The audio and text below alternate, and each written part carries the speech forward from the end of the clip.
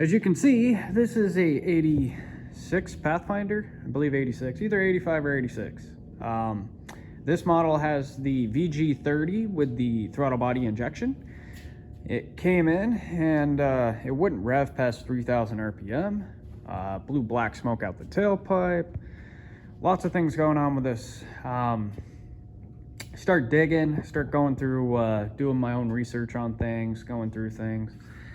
TPS, idle stop. TPS, there's like 5 wires involved. There's a 3-wire plug and then there's a 2-wire plug. The 3-wire plug is your typical 5-volt reference, ground, and the sweep voltage. And you just want to make sure it's between basically like 0.4 closed to 4.0, 4.5 wide open throttle. I think that's a perfect sweep for this thing, which that was in the ballpark. So that wasn't the problem. The black smoke led us to believe that the mass airflow was the problem also.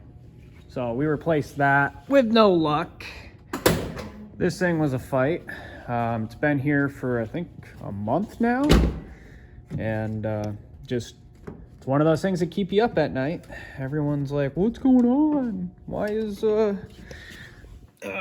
what you thinking about? And it's like, this thing is stuck in my mind because it won't rev past 3,000 RPM, and you know, and they're like, well, you shouldn't bring your problems home, you know, work should stay at work. But anyone that's a mechanic or a technician or anyone that's in this line of work knows that never happens. You can't just leave your problems at work. So this is the TBI. Start digging, wiring's checking out. Injectors, the white with a red stripe is your constant voltage. It comes from the computer right here. So this white and red, that's your constant. There's 2 of them. They tee off though. So technically there's 1 wire coming from the computer, tees off, and then you got 2 that just go in. The other one is your injector driver wire, and that is black and blue stripe. And the other one's a solid black. But again, those tee off, or do they? Yes. And no, they do not. My fault. Don't quote me on that.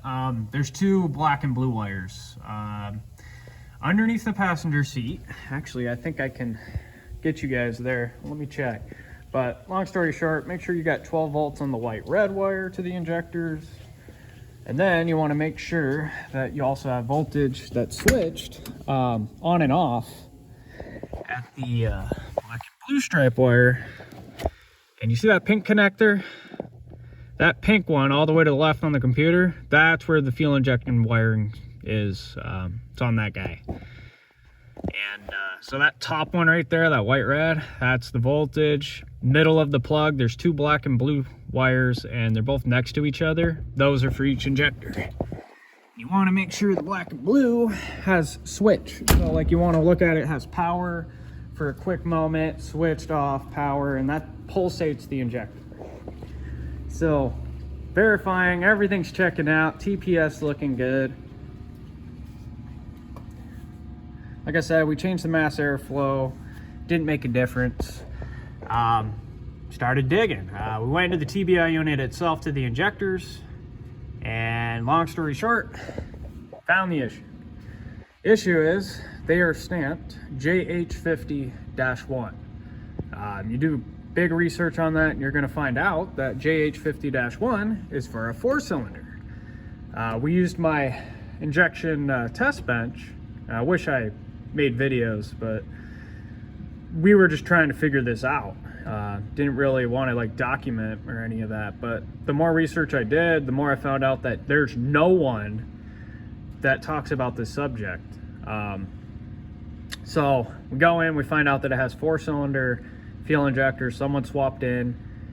They feed so much more fuel than the stock 6 TBI injectors. Another difference is they feed so much fuel, but the regulator on the 4-cylinder is way less poundage versus the regulator on this. This is at like 36 psi, and I think the 4-cylinder is only at like 12, 14, give or take. So figured out that the injectors were wrong. Luckily, the customer actually has a source and got us the right ones. This is the TBI unit that we took off the truck. The only reason why this is off is because the one he sourced, like literally everything was complete. There was no leaks. I tested it on my injection machine just to make sure the seals were still good, that the injectors didn't leak, and we were good. We were good to go. So we're just like, well, we'll just bolt this in and see what happens. Another thing I want to talk about is the TPS. Not that guy. Where is it? Where is it? Ah, right here. Yeah. So the TPS. There is another thing you need to look for, and yes, so the idle switch, which is right here, there's going to be a pink wire and a blue wire. The pink wire needs to have full voltage all the time. The blue one needs to have power at close, but when you go to open the throttle, the power should go away.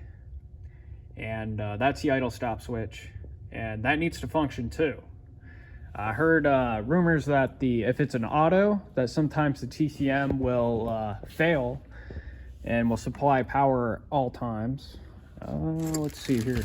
It's going to show you guys on how we found out that these are 4-cylinder injectors. These are what we took out, and as you can see, JH50-1. The V6 ones need to be JH40-1. So hopefully this clarifies things. Like I said, this was a wild goose chase, and now the vehicle runs. There's no more black smoke, and the best part is it revs past 3,000 RPM.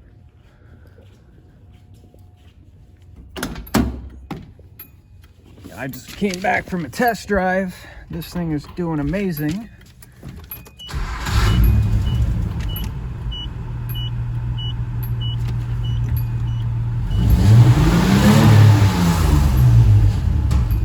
There, no more limp mode.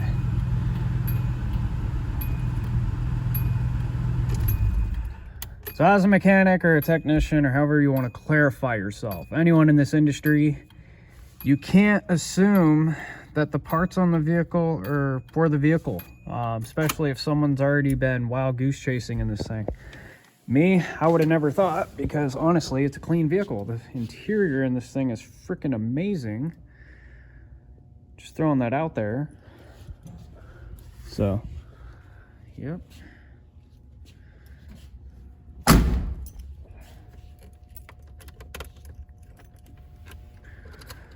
Didn't want to make this video too long, but as you can see, there's so much information to cover.